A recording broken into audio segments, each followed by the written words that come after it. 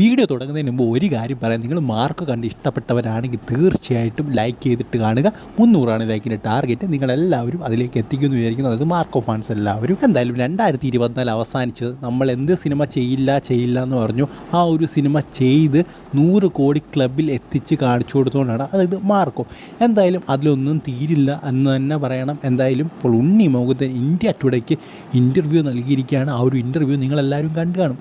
സാധാരണ അങ്ങനെ ഇൻ്റർനാഷണൽ ലെവലിൽ ആരും തന്നെ അങ്ങനെ ഇൻ്റർവ്യൂ എന്താ പറയുക അങ്ങനെ പോയിട്ടില്ല.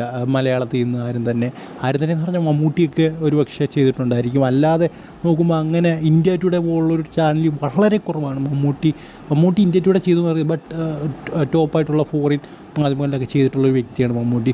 സോ എന്തായാലും അത് കഴിഞ്ഞതിന് ശേഷമൊക്കെ എനിക്ക് തോന്നുന്നു ഉണ്ണി മുകുന്ദനാണെന്ന് തോന്നുന്നു ഈ ഒരു ലെവലിൽ ടൈപ്പ് ഓഫ് ഇൻ്റർവ്യൂവിനൊക്കെ പോകുന്നത് ഇന്ത്യ ടുഡേ. സോ എന്തായാലും ആ ഒരു ഇൻ്റർവ്യൂ വളരെ നല്ല രീതിയിൽ തന്നെ ക്ലിക്കായിട്ടുണ്ട്. സോ എന്തായാലും ഇപ്പോൾ ഒരു പാൻ ഇന്ത്യൻ സ്റ്റാർ എന്ന് തന്നെ നമുക്ക് വേണമെങ്കിൽ ഉണ്ണി മുകുന്ദനെ വിളിക്കാം. സോ ആ ഒരു ലെവലിൽ ഉണ്ണി മുകുന്ദൻ മാറിക്കൊണ്ടിരിക്കുകയാണ്.